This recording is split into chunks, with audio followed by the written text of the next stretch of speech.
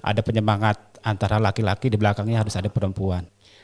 Ganteng-ganteng, sukses-sukses Pak ya? Ganteng-ganteng tapi gantengan saya.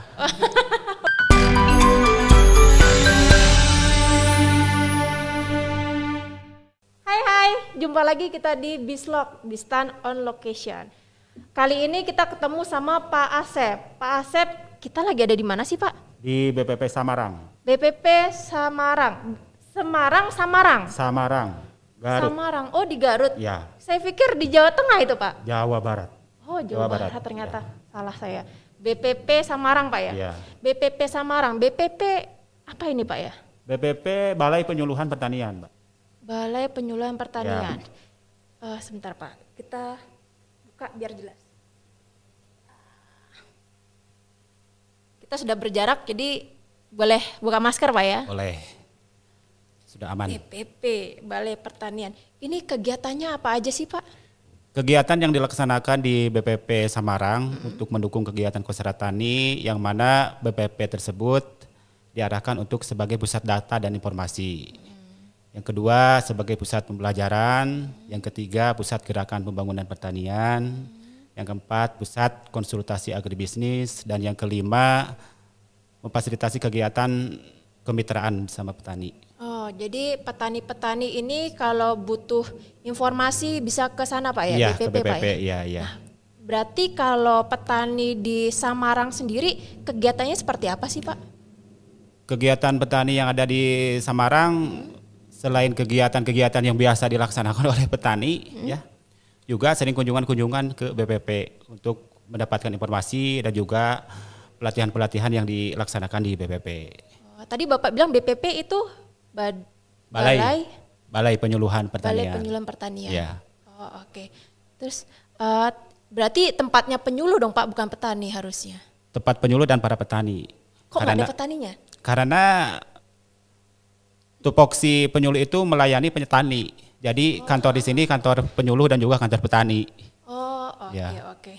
Petani-petani di sini apakah masih manual cara bertaninya, atau adanya BPP ini mengajak para petani untuk lebih teknologinya dimajukan lagi, atau Ya, apa sih alhamdulillah fungsinya? dengan adanya BPP petani beralih yang tadinya konvensional sekarang beralih ke petani-petani yang modern. Alhamdulillah.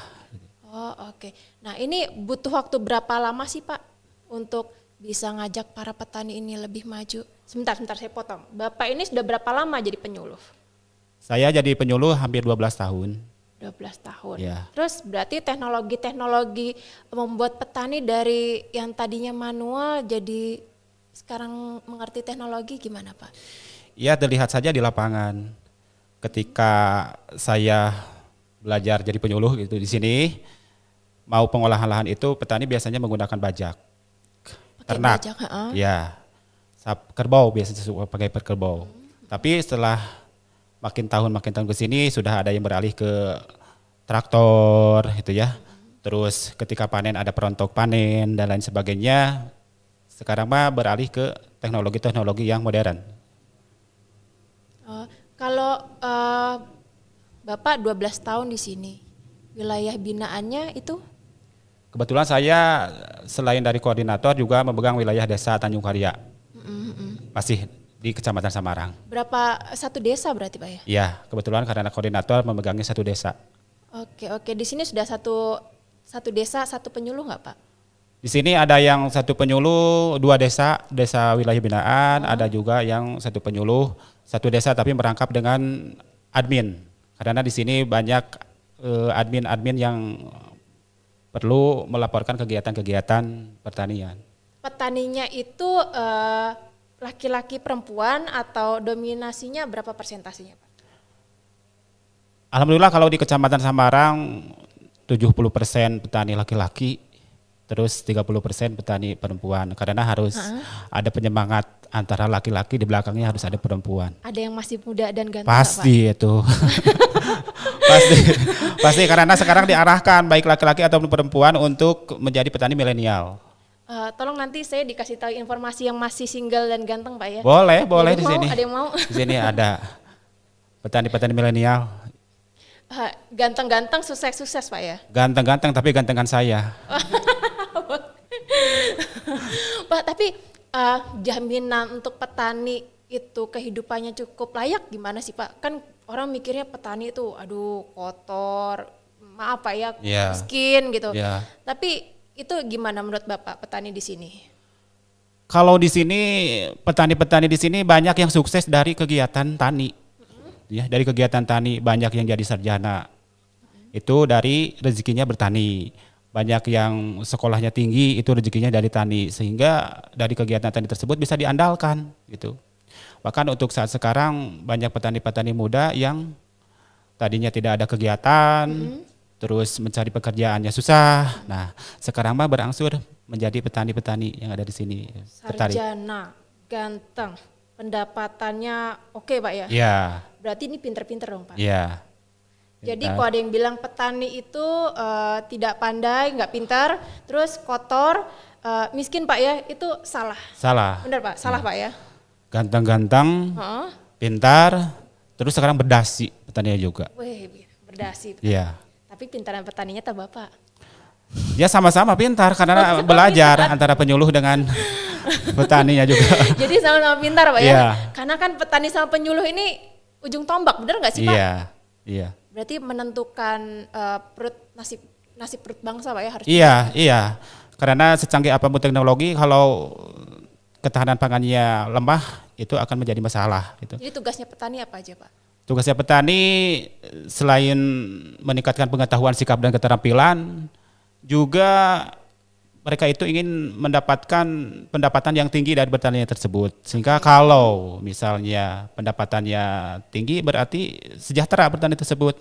Bagaimana cara mendapatkan pendapatan yang tinggi ya dari produksi-produksi untuk bisa ditingkatkan supaya pendapatnya bisa meningkat.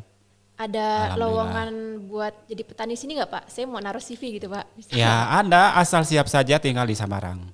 Oke Bapak. Ngomong-ngomong tadi Mbak sudah tahu nama saya sekarang belum tahu nama Mbak siapa. Saya Tiara. Oh Tiara. Tiara, saya dari Jakarta. Dari Jakarta. Kesini untuk mencari petani-petani ganteng dan membuktikan kalau petani itu tidak semata-mata kotor, rusuh, terus kesulitan ekonomi dan bodoh, itu enggak Pak ya? Iya. Saya ingin membuktikan itu. Gimana setelah kesini nyaman nggak? Saya penasaran Pak, Iya. menggali banyak lagi Pak. Siapa tahu saya jadi warga sini, boleh? Iya, mudah-mudahan saja. Jadi petani sini? Iya. Kan petani wanita baru sedikit Pak ya? Iya. Tambah sama Mbak satu. Pak, di sini itu komoditasnya apa aja Pak ya? Komoditas di sini bervariasi, ada tanaman pangan. Tanaman pangan didomisili oleh tanaman padi, terus tanaman hortikultura sayuran, terus juga ada tanaman perkebunan. Perkebunan. Oke, tapi yang paling banyak itu di sini persentasenya? Tanaman padi. Tanaman padi. Ya. Keunggulannya sendiri apa aja Pak? Varietasnya apa? Produktivitasnya gimana? Produksinya? Iya. Varietas yang ada di sini tanaman padi bermacam-macam ya. Ada yang varietas Sarina, terus juga ada yang varietas Impari 32, Impari 42. Terus dari segi produksinya alhamdulillah mengalami peningkatan. Yang tadinya produksinya dari 5,8 bisa menjadi 5,9, bahkan bisa menjadi 6, bahkan ada yang melebih dari 6, bisa 6,2 ataupun 6,3. Oke, berarti memang adanya peningkatan Pak ya? Ya, nah ini bisa meningkat gimana strateginya Pak? Apakah ada teknologi? Apakah seperti apa gitu? Bisa meningkatnya tersebut karena para petani tidak diam sendiri gitu ya. Jadi petani di sini selain diarahkan juga mencari informasi-informasi yang bisa meningkatkan produksi tersebut gitu ya. Bisa informasinya bisa melalui internet gitu ya. Atau adanya kegiatan-kegiatan yang menjadi program dari Dinas Pertanian melalui penyuluh untuk memfasilitasi petani itu. Oke, apa aja nih Pak? Fasilitasnya seperti apa? Kegiatan-kegiatan untuk memfasilitasi petani, ada kegiatan-kegiatan demplot gitu ya. Ada kegiatan temu-temu, terus juga ada kegiatan sekolah lapang. Itu merupakan langkah-langkah yang tadi sebagai pusat itu pembelajaran bagi para petani dan juga para penyuluh untuk salah satunya meningkatkan produktivitas dan akhirnya untuk meningkatkan pendapatan petani. Oke Pak, Bapak sempat jelaskan sekolah lapang Pak ya? Ya. Nah ini kegiatannya seperti apa Pak sekolah lapang? Apakah mereka bawa buku ke lapangan, duduk di meja pakai seragam gitu atau gimana Pak? Iya, sekolah lapang itu sekolah yang dilaksanakan di lapangan. Jadi sekitar 70% di lapangan, 30% di ruangan gitu ya. Yang mana kalau yang namanya di lapangan mengamati kegiatan-kegiatan ataupun praktek-praktek yang ada di lapangan, itu sekolah lapang. Itu berarti nggak rapi seragam gitu kan Pak, petani biasa Pak ya? Iya, yang penting kalau seragamnya bersih dan sopan saja gitu ya. Apa aja Pak kegiatannya Pak? Kegiatan-kegiatan yang dilaksanakan di sekolah lapang, ya materi-materi yang dibutuhkan oleh para petani, ya. Materi-materi yang dibutuhkan oleh petani guna meningkatkan tadi produktivitas dan pendapatan petani. Gitu. Banyak yang ikut? Banyak yang ikut. Berapa orang kisarannya Pak? Tergantung dari kegiatannya tersebut. Pesertanya kalau dibatasi, ya yang datang dibatasi. Tapi kalau tidak dibatasi, sedatangnya petani yang mengikuti sekolah lapang tersebut. Itu jam berapa Pak? Masuknya Pak? Iya. Kayak sekolah nggak Pak? Biasa kalau sekolah formal itu dari pagi ya. Dari Kalau pagi ini? sampai siang. Tapi kalau sekolah lapang tergantung dari kesiapan petani. Kalau semuanya sepakat di pagi, ya pagi hari. Tapi kalau sepakatnya di siang hari menjelang sore, ya siang hari menjelang sore, tergantung kesepakatan peserta saja. Berarti nggak tiap hari Pak ya? Itu tergantung jadwal kesepakatan jadwal. Apakah bisa 1 minggu 1 kali ataupun 2 minggu 1 kali, itu tergantung kesepakatan jadwal. Saya boleh ikut nggak Pak? Boleh ikut. Kebetulan di sana ada milenial, ada juga kolonial. Kolonial. Kolonial. Kolonial Pak ya? Iya. Berarti yang sudah usia-usia ke atas Pak? Ya, di atas 39. Itu Tapi namanya kalau di Sunda kolonial. Kolonial. Kolot itu tua. Oh, kolonial. Kolonial. Jadi bukan kolonial tapi kolonial Pak ya? Kolonial pakai T. Yang milenialnya banyak dong Pak? Banyak. Saya ikut. Yang mau ikut nanti bisa ngomong ke Pak Asep langsung daftar. Pak, sekolah lapang itu sebenarnya awal mulanya yang inisiasi itu siapa sih Pak? Ya, kebetulan kalau sekolah lapang dari tahun-tahun kebelakang juga sudah ada. Tapi untuk saat sekarang alhamdulillah dengan adanya kegiatan IPDM-IP ada di dalamnya program sekolah lapang. Oh, ada IPD, apa IPDM, IP. IP, itu kegiatan apa itu Pak? Saya baru dengar itu. Ya. IPDM IP. Benar Pak ya? Ya, IPDM IP. Kalau dari segi pertanian bahwa IPDM IP ini yaitu kalau di bidang pertanian upaya atau program untuk meningkatkan produktivitas dan pendapatan para petani di kawasan daerah irigasi. Ya. Ngapain aja program itu? Pembinaan kelembagaan petani yang ada di daerah irigasi, yang mana petani tersebut diarahkan untuk meningkatkan pengetahuan, sikap, dan keterampilan petani guna mendapatkan peningkatan produktivitas dan juga pendapatan petani. Pak, berarti kalau singkatannya sendiri Bapak tahu nggak IPDMIP? Ya. Apa singkatannya? Sebetulnya saya tahu, tapi kalau dikasih tahu ke Mbak, takutnya Mbak tidak mau melihat di Google. Lihat saja di Google ada. Berarti kita harus searching Ya. singkatannya. Tadi apa Pak? IPDMIP. Ya. Cari buruan. Saya tunggu sekarang. Nanti saya cari Pak ya. Tapi penjelasannya mengenai itu tadi Pak, keterangannya Pak ya. Ya. Nah terus kalau itu ada dari pemerintah, benar? Ya. Berarti ada bantuan-bantuan juga untuk penerapan itu atau gimana? Alhamdulillah ada bantuan-bantuan yang diterima oleh para kelompok tani yang melaksanakan program IP tersebut gitu ya.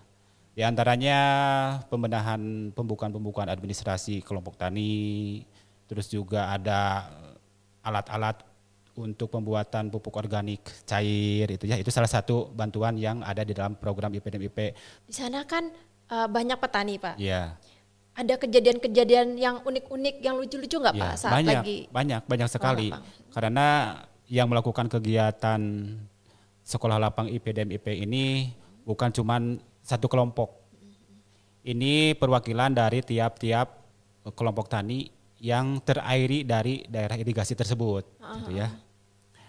Kegiatan-kegiatan ataupun yang lucu, gitu ya, yang lucu tersebut banyak karena tiap daerah, gitu ya, tiap daerah ataupun tiap kelompok tani ada bahasa-bahasa ataupun pengalaman-pengalaman ataupun cara-cara yang berbeda dari tiap daerah sehingga ketika dipraktekkan ataupun ketika dipresentasikan oleh petani-petani tersebut timbullah kelucuan-kelucuan.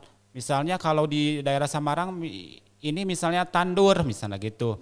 Kalau di daerah Bayongbong misalnya tanam mundur gitu. Itu kan menjadi celetukan-celetukan itu ya.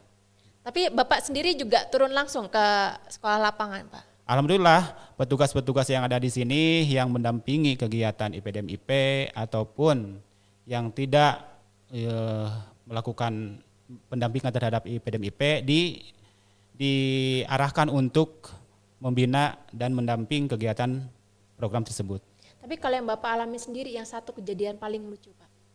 Yang Bapak alami sendiri saat sedang mengadakan sekolah lapang yang paling lucu yang tidak terlupakan? Iya, ketika petani melakukan yel-yel. Ya, kenapa itu? Yel-yel ketika petani saya mengarahkan kan di sekolah itu dibagi beberapa kelompok. Silahkan bikin yel-yel-yel, maka dibikin yel-yel. Kebetulan daerah irigasinya belah nangka, gitu ya. Ketika petani bikin yel-yel, gitu, belah nangka, ujung-ujungnya belah duren. Ya. Itu yang tidak terlupakan. Jadi malah belah duren gitu Pak. Ya. Belah nangka. Belah duren.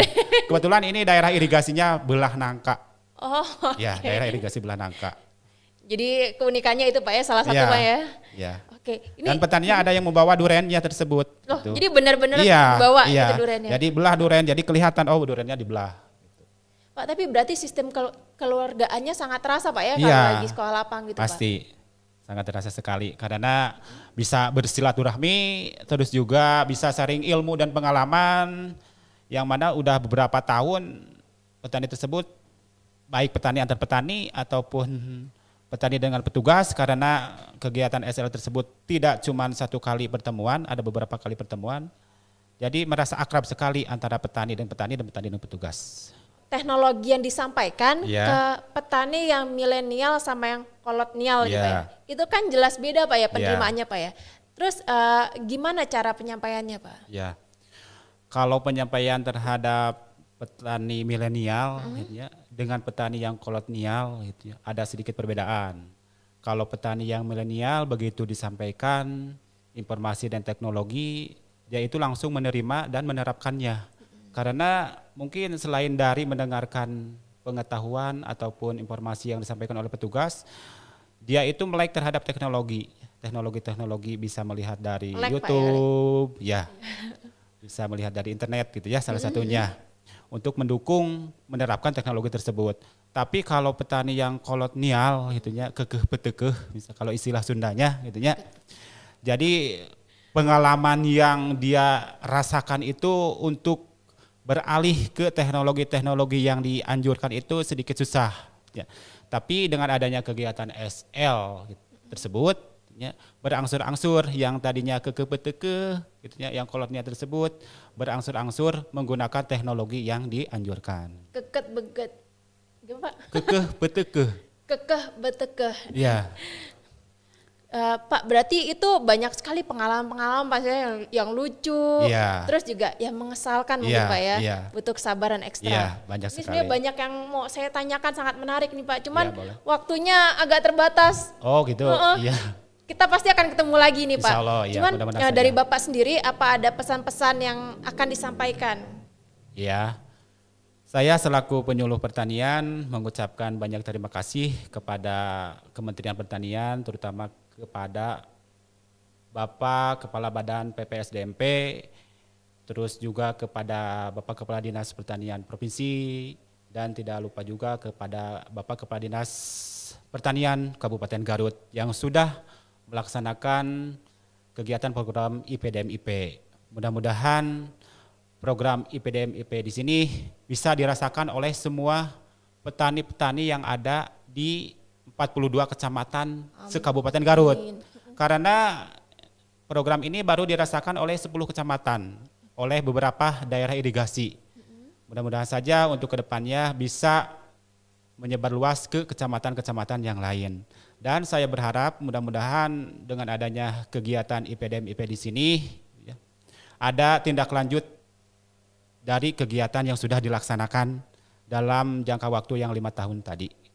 Oke Pak, berarti ini manfaatnya banyak sekali Pak ya? Banyak sekali. Mudah-mudahan saja program ini kecamatan-kecamatan yang lain bisa merasakan manfaat program tersebut. Dan tidak cuma 5 tahun saja, bisa berlanjut untuk tahun-tahun selanjutnya. Seterusnya Pak Amin, ya. Amin ya rabbal alamin. Pak, ini terima kasih banyak, kami sudah merepotkan Bapak. Sama-sama. Semoga kita akan ketemu lagi Pak ya. Dan pasti akan ketemu lagi sih Pak. Oke, sekian kali ini dari Bislog bersama saya Tiara. Tapi jangan lupa ya untuk subscribe di situ. Sama loncengnya dibunyiin, tring, di like, supaya dilakukanlah semua itu diikutin. Oke, sekian dari kami. Bye.